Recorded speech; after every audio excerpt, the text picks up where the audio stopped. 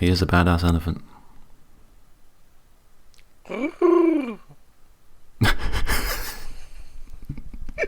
Right, there we go.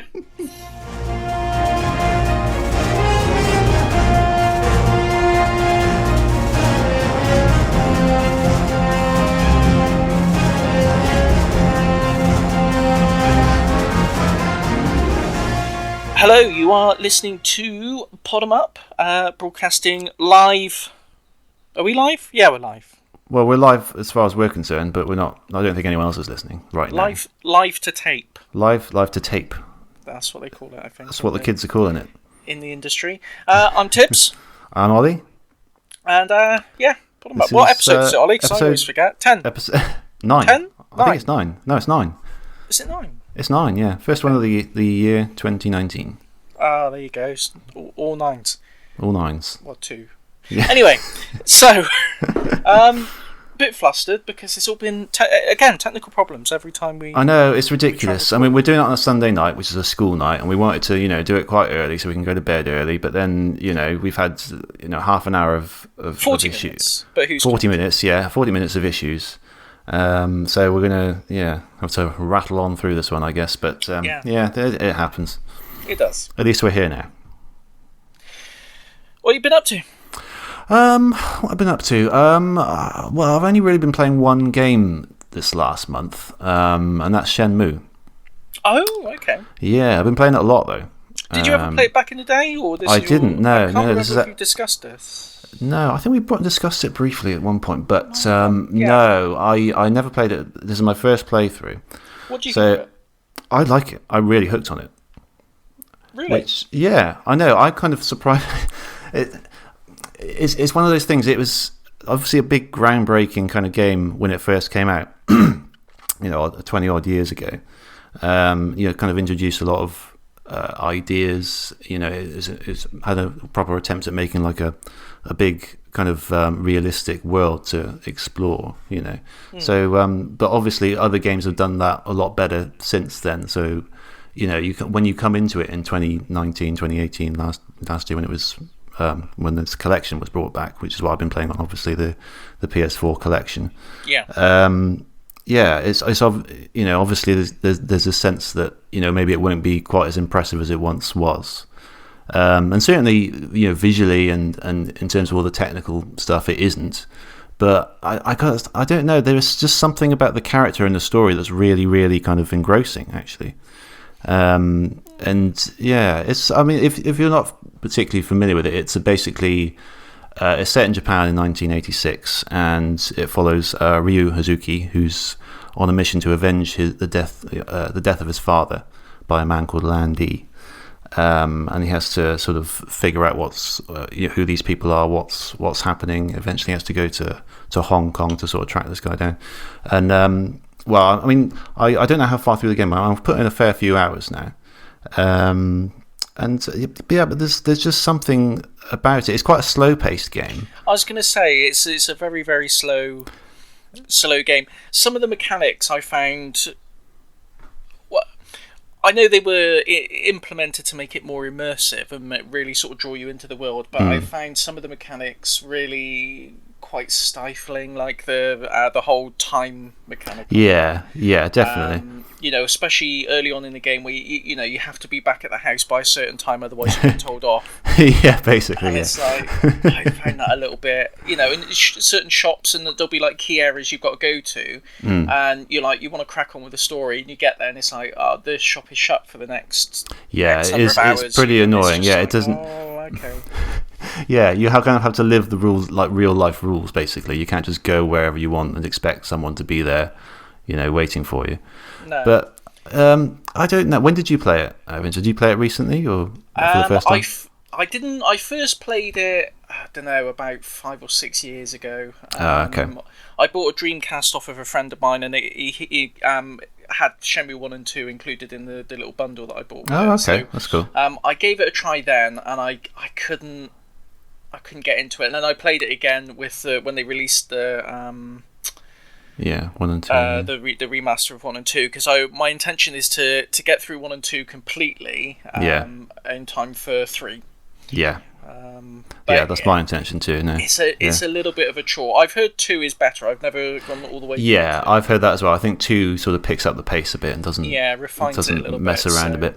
Yeah, I'm not going to say that's the best feature of it, but I don't know. There is something about kind of having to live his life sort of hour by hour that kind of, I don't know, you almost become him in a way. You kind of really kind of relate to his story, and you just kind of want to, because these clues come sort of quite slowly. You kind of, well, they don't come slowly, but it's just kind of a slow pace to start with, and you kind of have to stick with it for a bit. But the more and more you kind of find out, the more kind of intrigued you were. I was anyway. But yeah, I mean, it's got a massive following, as you know. I mean, because on PS4 you can tweet your screenshots. I've been doing that a couple of times, and each time I've done that, I've got loads of like responses and likes about it, and like people replying. They're really, really nice people, I got to say. It's a real sort of strong sort of online community about it, and it's, definitely. People are very, very passionate about this game, and I can see why. To be honest, the reaction at E3 when it was announced that Shenmue 3 was actually coming, you just got to go back and look at the reaction there to see how passionate people are about it. It's incredible. Even today. It's entirely down to them that 3 is happening and this collection is happening. Otherwise, Sega would have left it in the dust long ago, I think. Because I don't think it, although it was a big budget game, I don't think it made its money back. Did it, or something like that? No, I think the majority of the budget was spent on the incredible voice acting. Do you know what? I kind of like dodgy voice acting from that period of games. There's a certain charm to it, I think. I like it. It's like early on in the game. It's like really early on that you meet a couple of old ladies, and one of them is like, hello, Ria. Yeah, it's exactly. It's exactly like that. It is exactly like that. And you can speak to it like a few times, and it's the same every time. It's, hello, Ria. Hello, Ria. I know, it's hilarious. So, but yeah, there's definitely a lot of comedy to it. Yeah. Abby sits there while I play it, and she's like baffled by this random game I'm playing. Yeah. That's good. It's a long game though. Yeah. There's a lot to get into, and I've just lots started, of diversions. Because he gets a job in by the what's it called, the port, in the harbour. That's the word I'm looking for. I've just got that, so I'm in a couple of days into that. It took me like a whole day to figure out the forklift mechanics and where I had to like take these crates and put them to get them from one place to another. But I got the hang of it now. It's it's cool. It's gripping me. I don't really know why, but it is. And it's definitely an ambitious game. I mean, when you consider it was going to be on the Saturn originally, it's just I don't know how that would have ever worked on the Saturn. It wouldn't have. No, I don't think so. Anyway, no. But yeah, that's pretty much what I've been playing really. How about you? I've been playing a bit of the Adventure Pals. Oh yeah. I've got this. I got it. Do you know Twitch do free games if you've got Amazon Prime? Oh yeah. Yeah, they did this a couple of months ago, and I picked it up then, and I have played it briefly. It's pretty good. It's pretty good, yeah. It's pretty good. I got the physical copy from Super Rare Games. Yeah. I've been tweeting a bit about this because it's kind of it's a bit of a bugbear for me, really. It's the fact that, don't get me wrong, it's a really nice package. They've really done a good job on it. It's lovely like little manual and trading cards and stuff. Yeah, I was actually toying with getting it myself, but I elected not to in the end. But yeah, it does look really nice. Yeah. It's a really nice package, but there's something that really doesn't sit right with me about this whole artificial scarcity that seems to be the standard model for indie games being distributed physically now. Yeah. There's limited run games and super rare games and another one, and it's, to their credit, super rare games seem to, they have a limit per customer to try and stop people scalping them on eBay. Yeah. So I got to give them, credit for that. I mean, limited run games, I've seen them advertised before. You can buy crates of sealed copies of the game. That's right. And it's like the only people who are buying that is scalpers. Exactly. Yeah. I think with limited run games, because I actually recently ordered Iconoclasts from limited run games. Oh yeah. And I think what they do is they open it for a week or so, and they just take in as many orders as they get, and then they actually manufacture that number rather than saying we're only going to make 4,000. They do for some. That seems to be that was not always the case. I believe, because some of them was just like a limited, and you had to be up at like 6 a.m. to try and hit refresh to try and it's ridiculous, isn't it? Yeah. Because I got Windjammers. I bought the physical copy of Windjammers from them because that was an open pre-order like you just described. Yeah. And there's a open pre-order coming up for a game we're going to be discussing on our next show. I think we'll get to that later. That's going to be an open pre-order as well. So the open pre-orders I don't mind as much because everyone's got a chance to get it if they want to.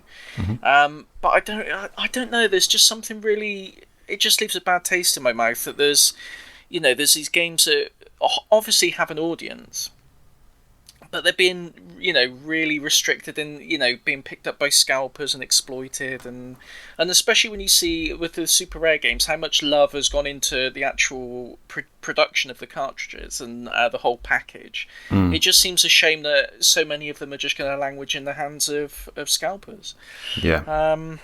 But that's a little rant for another day. But the game itself, I've really been enjoying it. It's really good fun. Yeah, it's a nice little platformer, isn't it? Yeah. I found the stage music got a bit repetitive. Oh, right. That would be the one thing I started to notice. It seemed to be the same song playing on a loop over and over, and that started to get a bit repetitive. That's a shame. Yeah, a little bit of variety would have been nice. But the game itself, the characters, and everything's sort of really daft and light-hearted, and it's really good fun. It's supposed to sort of a bit like Adventure Time, isn't it? Definitely, That impression I got, yeah. Absolutely got a big Adventure Time vibe from it. Looks good. Yeah, really good. So I've been playing that mostly. Obviously, I've been playing a bit of Tembo.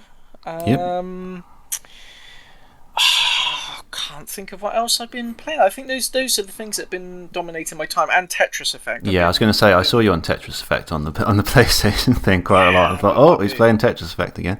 Yeah, I've been playing on Tetris Effect. So I got the Decahexatrice, which is 16 lines, I think. Oh, very nice. And it's only possible in Tetris Effect. It's got this new mode called How do you even do that? You can build up your focus meter and you can activate it. When you get to when it maxes out, you activate it, and when you clear a line, it doesn't shift from the bottom of the stage, so you can potentially clear all 20 lines if you want to, or 25 lines, however many it is, if you've got the the right pieces. Right. But the highest you could, there's like the Tetris, Octaris, Decatrice, and it goes all the way up. I think the highest one is like Perfectrice, which is you've cleared everything in one go. But I can't fathom how that's even possible, to be honest. No. But yeah, because pre-launch they were making like a big deal about how there's a Decahexatrice now that you can get, and who's going to be the first person to get it, and they got this pro Tetris player, and he was the first one to get it outside of the devs and things like that. So when I got it, I was a bit disappointed that there wasn't an achievement or anything for it. They made all this big song and dance about about how amazing it was, and then I finally got it, and it's like nothing.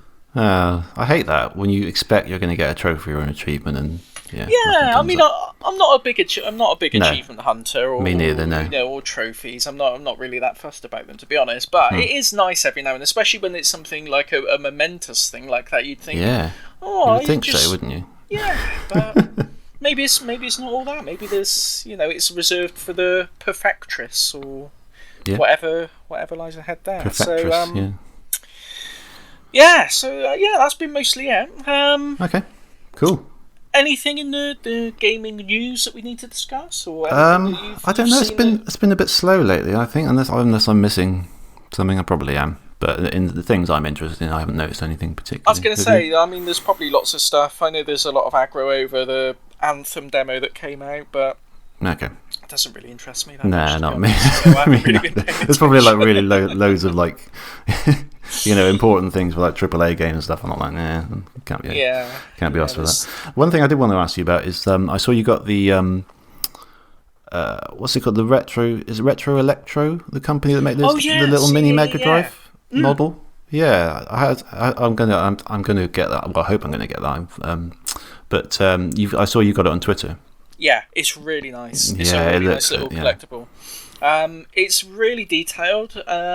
It's really well constructed. There's like no sort of scraggy edges or anything on it. It's just a really nice. And it comes with like the little stand and stuff if you want to put it on a presentation thing. Even though it comes with like a scale model of the original manual that came with it in the box. Yeah. And even on the back of the box, it's got like all the little screenshots that are on the original box and stuff. It really is a nice little collectible. I think it was only like 30 quid as well. Yeah, it's quite cheap, 30, 35, something like that. Yeah. It's a great price for that. Yeah, that's I think because I think the only reason I found out about it is they started following us on Twitter, I think. Yes. Yeah. So I thought, that's quite interesting, and they've made a lot of really really good looking model there. Yeah, I like that it's a UK company, so they've made the UK, the PAL Mega Drive. Yeah. And it's nice to get a bit of love for that, the Mega Drive that we're familiar with. Definitely. So yeah, I got a feeling there are going to be regional variations released. I don't think they confirmed anything in particular, but like way back when I first, someone retweeted it, I think, and then that's how I found out about them and sort of pre-ordered it like months and months and months ago. And someone asked a question then if there were going to be regional variations, and they said, is that something that people would be interested in? And a lot of the feedback there seemed to be in favour of that. So I wouldn't be surprised if they do like a Japanese Genesis and a US Genesis and things like that. But it'd be interesting to see what they do next. Whether they're going to... I mean, the obvious thing, I think, is going to be the Super Nintendo. That's my gut instinct of what it will be. I mean, I guess they got to get the licensing from Nintendo for that, haven't they? Yeah, that could be tricky, because Nintendo are quite... Yeah. I mean, I was thinking they may carry on with Sega consoles. They could do, yeah. A little mini Dreamcast would be cool. That'd be even smaller, wouldn't it? That'd be really tiny. That'd be amazing, though, wouldn't it? Yeah, lovely. With a little miniature VMU. Oh, that would be so cool. Oh, that's so good. All right, okay. If they're listening to this podcast, I hope they are. Oh, a little VMU you could just hold between your thumb and your index finger. Yeah. Little pair of tweezers slot into the... Oh, I love it. Get it done. Because the other thing is this comes with a mini Sonic 1 cartridge, doesn't it? The Mega Drive. Yes, it does, yeah. And it really, actually really works cool. as well. There's actually a proper cartridge mechanism so you can slot it in and out. It's amazing. Oh, that's so cool. Yeah. Wouldn't it be great if it worked? That was just it was just on the cartridge, and you just plug it in, and it just. I know people have already. Apparently, it's. I don't know whether it's been designed nudge nudge wink wink, but it seems to be a perfect fit for a Raspberry Pi inside as well. Yes. So if someone wanted to retrofit it with an actual Raspberry Pi, you can do that. I can't imagine that happened by accident. So It just happened to be the right dimensions, but so you could actually, if you're creative enough, you could probably fit a memory stick or a micro SD in that card and jerry rig something, couldn't you, if you wanted to? But, if you were skilled enough, I think. Yeah. I'm sure people have already done it, to be honest. I'm sure they have. But yeah, it's well worth getting. It's really nice, and even like the box it comes in, it just feels like a really nice premium product. It's really I'm really impressed. I'm glad about that. It looked like it was going to be good. I put in a request for a little birthday gift, so hoping it'll turn up soon. Yeah, awesome. Yeah. I'm really interested to see what they do next. Whether they're going to sort of focus on, like you say, whether it's going to be Sega stuff, where it's just going to be home consoles, whether they're going to try and do handhelds, or But I don't know. It'd be really interesting to see how it goes. Yeah, definitely. I think I saw at one point, maybe it was a response to someone or something, they hinted that they might do a Mega CD to add the Mega Drive onto. Oh, do you know what I mean? That would be really cool. That'd be amazing. I'm sure I saw. I don't want to confirm anything that they're not planning, but I'm sure I saw them mention that at some point. I don't know. It might have just been in jest. I don't know. But they could do that as well, thinking about it, because the little notch on the bottom that you use to attach the stand that comes with it, they could easily use that to attach a Mega CD. Oh, that's really cool. That is really cool, yeah. See? Brilliant. Yeah, so I can't remember. We should give them a plug, really. I can't remember what their website is. So is it? I think it's Retro Electro, isn't it? retroelectro.co.uk. Let me have a look. Well, we'll put it in the show notes as well. Yeah, we'll definitely put it in the show notes. It's not electro. I can't spell. Yeah, we'll put it in the show notes. If you just Google Retro Electro, I'm sure it'll come up. Yeah. It doesn't. Does it not? Really? There we go. It's a little bit down. So it's retroelectromodels.com. Oh, okay. There you go. So yeah, check them out. Awesome. Good stuff. Right, we better get cracking on then. If you can't think of anything else to talk about. No. This is the fastest show we've done so far. We're I think so. Yes, we are. We're taking care of business. Yeah. Right. Okay, let's take a break then, and we'll be back, and we'll be talking about Tembo. The badass elephant. He is a badass elephant.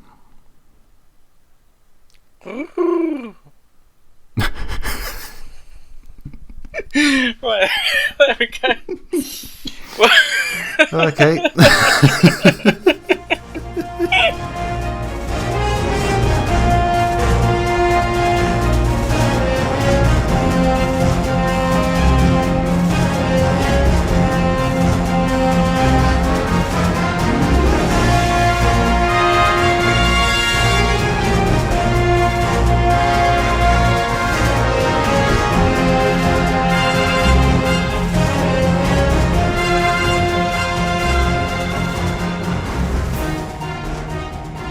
And we're back. Hello.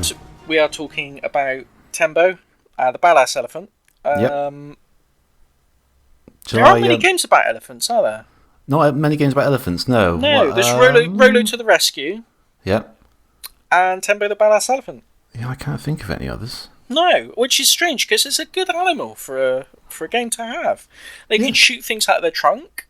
He's quite versatile, isn't he? Yeah, I mean, as a character. Yeah, or Tembo is. I mean, they don't call him the Badass Elephant for nothing. But why didn't you give us a quick rundown? Yes, okay.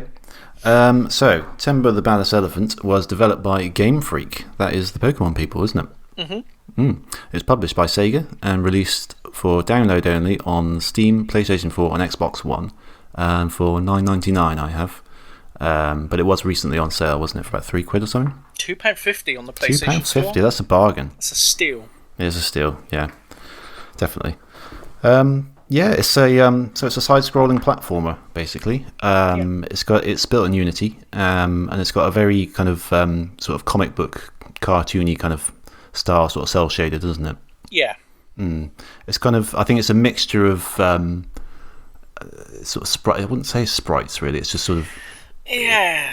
It's kind of, I do it in my work. They're called sort of spine animations that we do anyway. They're kind of animations that are made up of bits of images basically, and they kind of warp them and move them around and stuff like that. So that's for the characters, and then there's kind of 3D kind of cell shaded models for the environments and the backgrounds, I think. Maybe the backgrounds of images as well. Anyway, that kind of thing. It's quite common these days, isn't it, to have that sort of approach for indie games. Is this an indie game technically, since it's just by Game Freak? Not really, is it? I wouldn't say it's indie. No, I mean it's a big developer and a big publisher. So but it's definitely got an indie feel. It's definitely got indie sensibilities, definitely. But I'd struggle to describe it as strictly indie, but it's definitely a lesser known title, I think. Especially I think a lot of people will be surprised to find it is by Game Freak. I think people have come to associate them only with Pokemon, really. Yeah, they're sort of branching out, trying something different here, aren't they?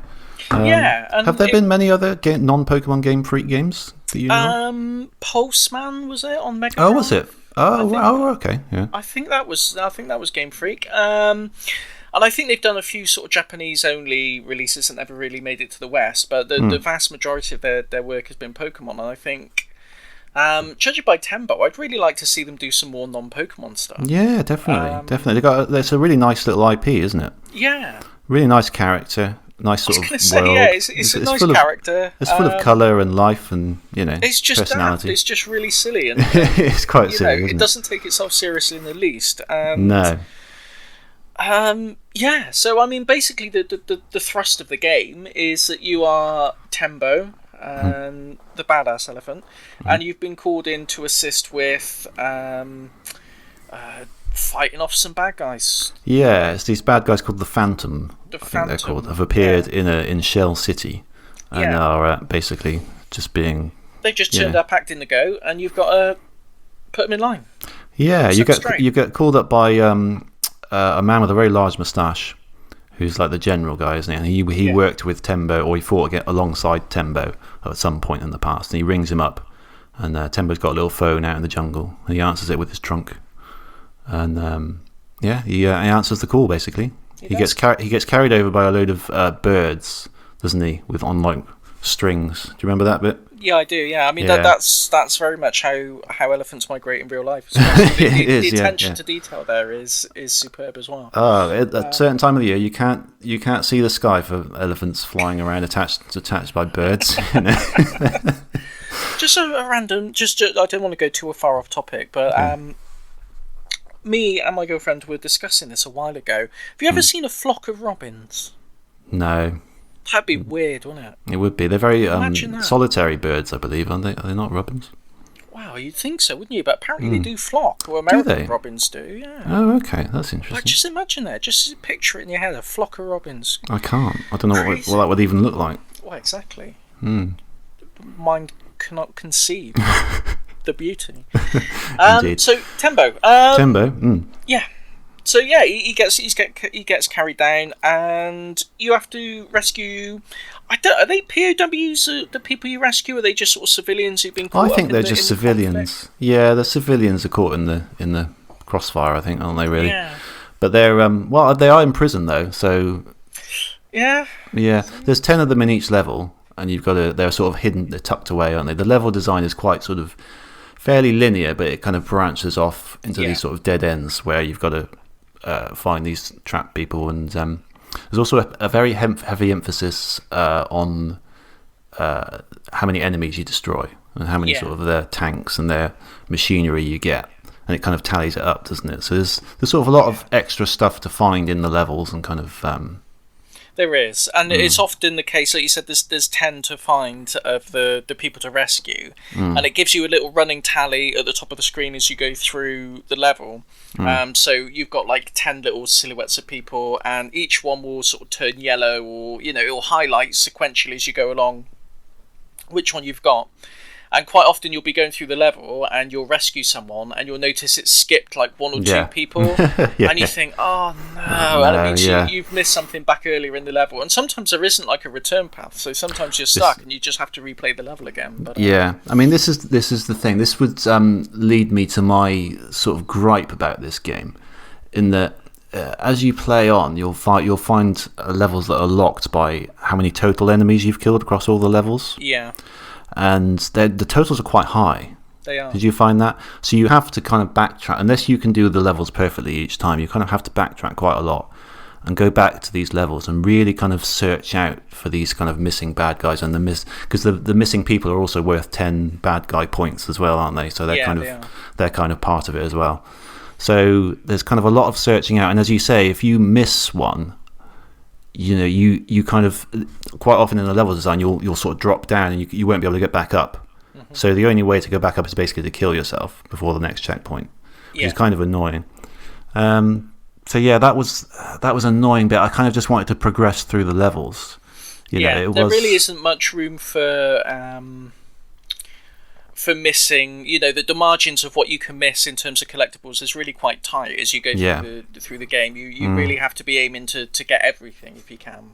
Yeah, it's a shame because it's funny, my wife plays platformers as well, and she loves doing this kind of thing. She loves searching out for all like the hidden coins in like Mario and stuff, all these little hidden extras. She won't progress until she's she's sure that she's got every last little bit. Whereas me, I'm kind of much more like complete the level, get to the next level, get to the next level. I'll pick these things up if I happen to see them, but I won't really go out of my way for them.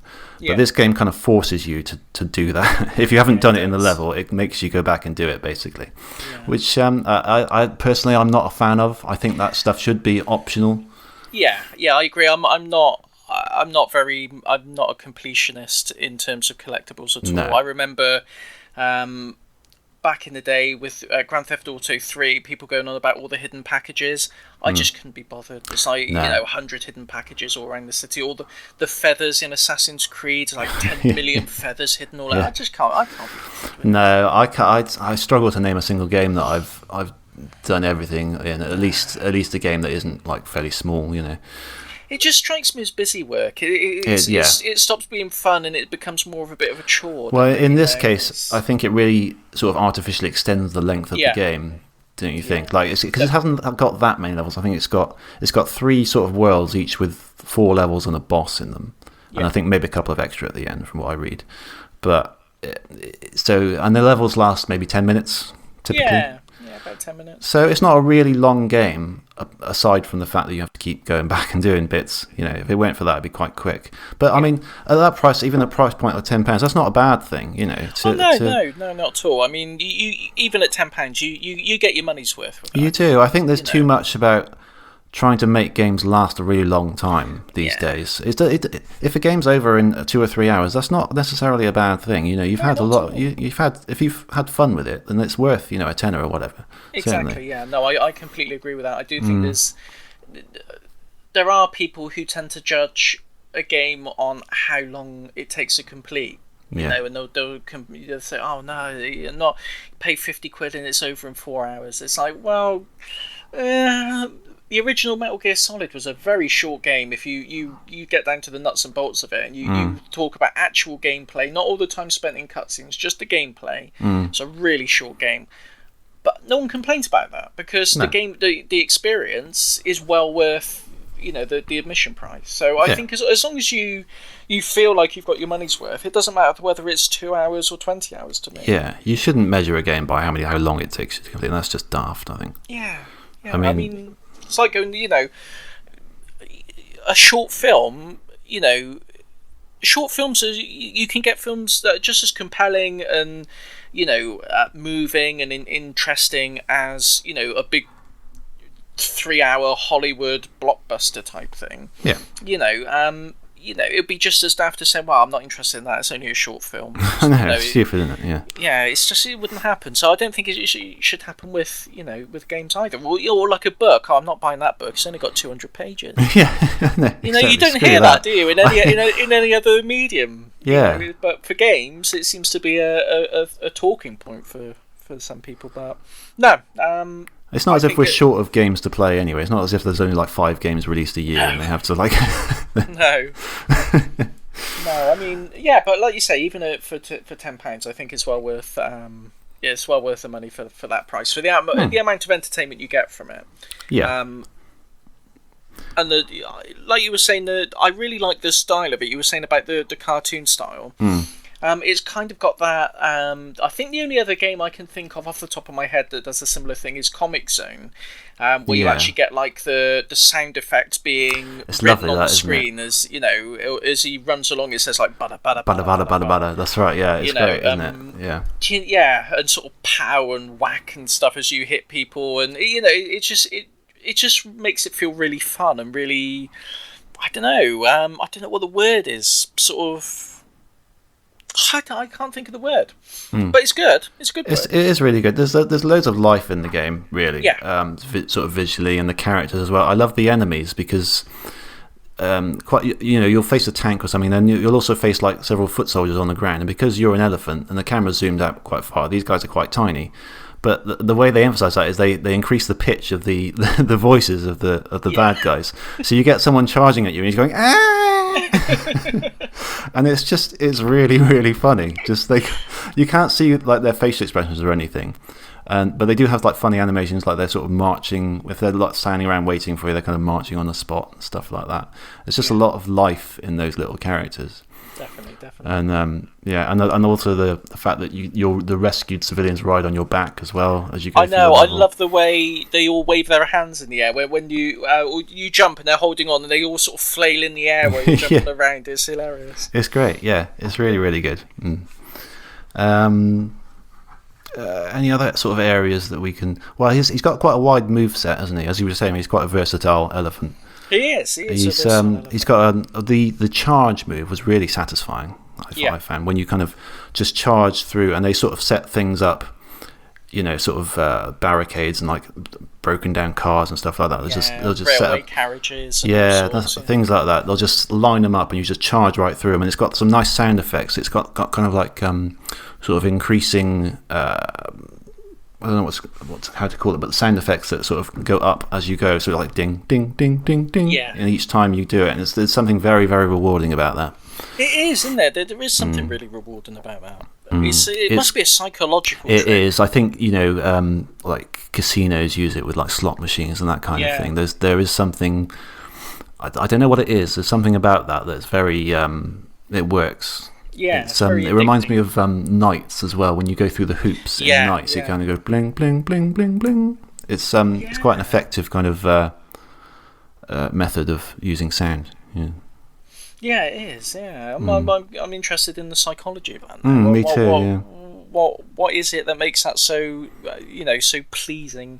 But yeah, you can also bounce around. You can sort of roll into a ball and sort of cannonball at people. Yeah, that was satisfying. You sort of do a jump, and then it's kind of it's sort of like a diagonal roll and smash, doesn't he? Sort of bounce, It's a bit. I find it a bit difficult to pull off with any accuracy. Sometimes, you want him to go in a particular trajectory, and he just doesn't. Yeah, you can miss things, and doing it on precarious platforms is not always a good idea. Yeah, quite often I've lost many a life just tumbling to my death doing that. Yeah. Elephant Down. That's another thing that kind of hurt me about this game. I'm not a fan of platformers that have a sort of drawn out death sequence. Oh really? Do you know what I mean? Him gobbling his little as nice peanut as butter it is, to revive. As nice as it is. I suppose it's funny the first 10 times. Yeah. It's not even that. It's just the fact that you have to wait quite a while to get back into the action. Do you know what I mean? Yeah. It reminds me of. I'm not that familiar with the original Donkey Kong Country games, but certainly Donkey Kong Country Tropical Freeze, and I think the Wii one is very, very guilty of that. It does this kind of when you die, you get a little animation of your character sort of floating upwards from the bottom of the screen on a balloon. It goes, and it's kind of like a really insulting kind of little jingle, like, "Oh, you messed up." It's a very old school thing to do, isn't it? It is, and I get what they're trying to do, but every single time, I do it the first couple of times maybe on a single play session, but every time it really, really starts wearing you down. Yeah, it's I just like to be straight back in the action, especially if it's a frustrating death, because the platforming in this does get a bit frustrating at times. It can be, yeah. And the last thing you want is just this, it's just to be messing around. You just want to get back in the action. Well, he can't do a double jump, but he can sort of kick his legs and hover in the air for a few seconds. A bit like Yoshi. I think Yoshi does that, doesn't he? Exactly. Yeah. But, much like a real elephant. Again, I love the fact that they've made it so realistic in that sense. Yeah. But it is sometimes really hard to judge quite how far he's going to hover for, and you'll fall short of a jump that you're sure you were going to make, and that can be a little bit frustrating sometimes. But he's also quite slow to be an elephant. He's quite slow to move around unless you're dashing. His sort of non-dashing speed is very slow. It does take a while to get used to that. Yeah, you don't always have the momentum that you think you should have. No, that's true.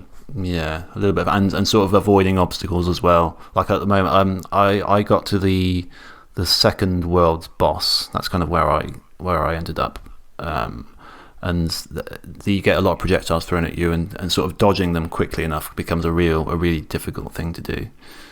So there is that. It's not a perfect game by any means, but there's so much charm to it. I would say that it just about kind of balances out in favour of Well, it is a good game. There's no denying it's a good game, I think. Yeah, definitely. Yeah. But yeah, there are these caveats to bear in mind. I think you would struggle going all the way through it. You'd have to have a lot of patience to go all the way through it, I think. Yeah. Would you agree? I would definitely agree. Yeah, it's not going to be a walk in the park to it's not an easy complete, is it? You're going to have to be prepared to get a bit frustrated at certain parts. Yeah. But I mean, for the price point, especially if you picked it up for £2.50, it's a no-brainer. Even if you only play the first few levels, it's the mechanics are interesting and charming enough to warrant a play. Absolutely. Yeah, definitely. I would agree. I would recommend, like I said, I mean, it was on sale for £2.50, and at that point, you'd be daft not to. I mean, you'd definitely probably spend more than that on junk food in a week. So, you could get a really nice game for £2.50. It's probably gone back up to full price now. I think it has. It's if you've got £10 hanging about and you want, you're looking for a quick game to play, or just something. It is a pick up and play game. So if it's something like, you've got to go to work in half an hour and you just want to play something quickly, you could pick it up and just do a couple of levels and put it down again. There's not some big story that you're going to get embroiled in. So if you're just looking for something like that, good arcade fun, but also, challenging enough, then I'd say give it a go. Yeah, I'd agree. Absolutely agree with everything you said there. It's it's a fun little game. Definitely worth a quick play. Excellent. Okay. I was trying to think of an elephant pun to finish it off with, but there aren't really. It's not an animal that lends itself, for all its benefits, it doesn't lend itself to punnage very well. No. I mean, you could do something with trunk, but... I'm just trying to think of something trunky. Trunk, yeah. No, nothing. Peanuts? Something with he does love peanuts, doesn't he? He does love peanuts, It's a very peanut-based game if you if you look at it. Even like the world map is shaped like a peanut, isn't it? And like the base that he goes to is shaped like a peanut. And he collects them, The game is a lot of Ellie fun. That's probably about the best one you're going to get out of us, I think. Yeah.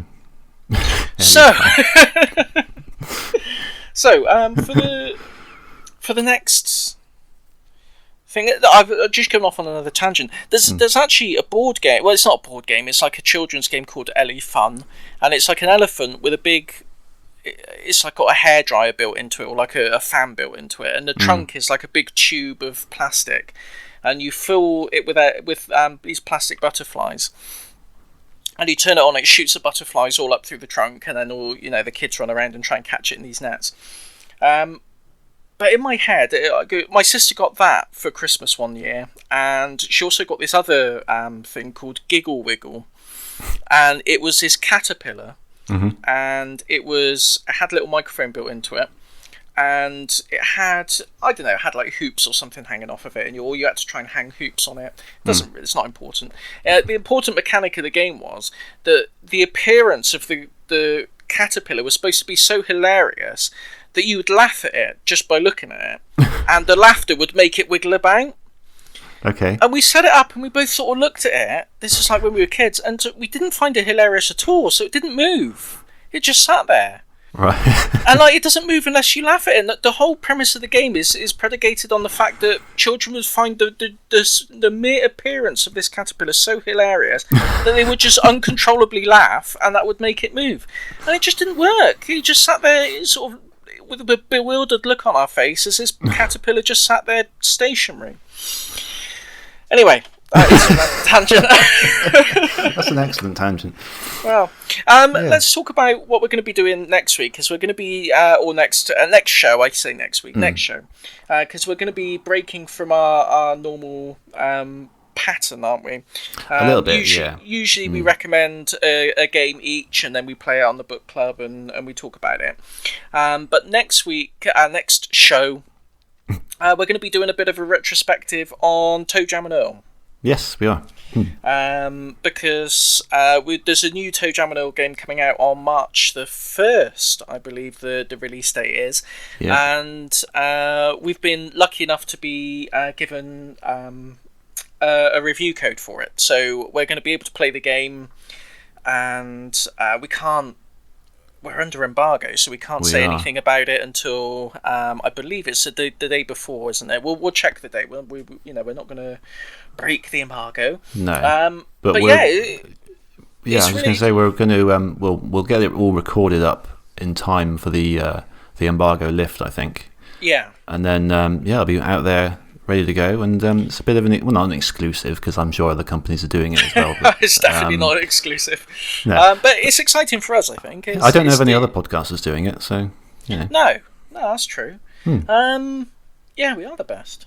We put it like that. We are the best. I think it's going to be really exciting, because it is.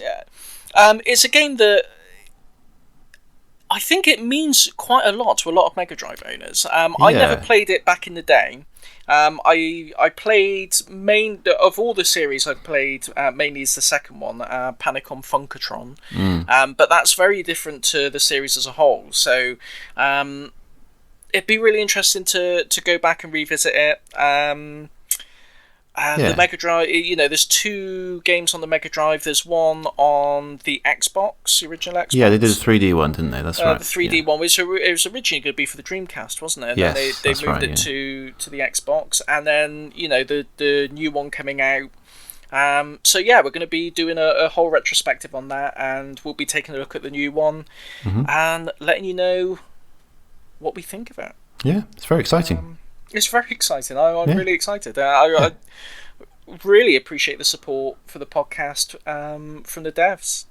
To be honest, it's just really fantastic. Yeah, that's a lovely. It's a lovely thing to. It's a really nice gesture. To be given, and we're going to treat it with respect, and we're going to play it, as much as we can, and give you our views on it, and hopefully that'll, be useful for prospective purchasers of said game. Would you say, thinking about Toe Jam and Earl, would you say you're Toe Jam and I'm Big Earl? Do you think that'd be a fair... I think you're more like Sure, Toe Jam, aren't you? Yeah. Okay. Do you not think so? Well, yeah, sure. Why not? Absolutely. I wasn't aware that we had to pick one each. Well, I mean, I'm just thinking. I mean, yeah. Okay. Yeah. We can. No, that's fine. If that's what you want to do. Yeah. Should we cosplay it? When we record, is that what you want to do? That's just I cosplay all the time as Big Earl, mate. I mean, do you? Okay, that's your standard go-to cosplay. That's my standard. Okay. That's my standard. I'll have to get myself on like a Toe Jam one then from somewhere. I don't know where. I don't know. Just a medallion and a third leg. That's all you need. Well, I've got that kicking about, so I'll be all right. But yeah, I think it'll be a fun show. I think it's going to be really good to have a look back at these. Do you have access to the Xbox One? Are we going to be able to cover that as well? Depend. I don't have any Xbox original. Yes. Yeah, I have the console. I'd have to acquire the game. I don't think that would be too expensive, to be honest. No, I'll have to track it down. I'm sure I'll be able to, though. Yeah, I think it's at the moment. I think you're looking at about sort of £5 or £6 to get a copy of that. So it's that's all right. Not too pricey. I'll go for that. Yeah, I think that was. I've read a bit up on it. It wasn't by the original developers. I think it was by someone else. Oh really? Okay. Yeah, and I think I've glanced at like an article, and I think the original game was like their original kind of interpretation of it, and then someone made them do a platformer for the second one. And then the third one I think was done by a completely different dev team, and they're not. I mean, I'm just plucking this out of something I read. I think in Retro Gamer somewhere, but we'll do a bit more research on it. I think. Yeah, definitely. Yeah. Okay, well, I think we'll wrap it up there for now. It's been a short episode, but I think we it's just one of these things where we've had technical problems, and like you say, it's a school night, and we've all got things to do tomorrow. It's going to be a busy week for all of us, I think. So so apologies for the briefness of the show, but hopefully I think it's all right. I think we've dense with entertainment. I think it has been dense with entertainment, absolutely, and elephant impressions and elephant puns, and everything you would expect from a grade A quality podcast such as ours. Absolutely. I mean, that's the quality you've come to expect, and we endeavour to deliver. on a Absolutely. semi-regular basis. Yeah, on as regular as we can basis. Yeah. Okay, well, you take care of yourself, and all our viewers take care of Oh, themselves. wait a minute. We haven't done the Twitter and the email things. Oh, do it. You do it. Okay. All right. So if you want to email us, please send us one. It's podemup@gmail.com. And if you want to tweet us, please tweet us one. It's podemup, @podemup is what it is. Podemup. @podemup. That's all. That's all you need. That's all you need. Yeah, but seriously, please send us stuff. Send us what you think about Tembo. Send us what you think about Toe Jam and Earl. Definitely send us some thoughts on Toe Jam and Earl. Yeah, we'd love to. Yeah, it's one of those games with a big community support in it, so I'd love to hear some thoughts on Toe Jam and Earl. Yeah, definitely. And anything you think about the podcast in general, anything you like, anything you don't like, any elephant puns, Yeah. Oh, and Capcom, you still haven't got your certificate, lad. So give us a shout. Yep. You know the address. It's a great certificate. Yeah. It looked good on the wall. It will. And you can put it on the back of the box. When you do the Switch re-release, which I'm sure you're planning. It's almost done, I think. Yeah. I'm sure it's done. You can put on the back, Pod 'em Up Game of the Year. Absolutely. Why wouldn't you? It'll fly off the shelves. I mean, it will sell itself. It will, as long as people pick it up and look at the back. Yeah. So, Capcom, hit us up. Yeah, absolutely. Do it. All right. Bye for now. Bye.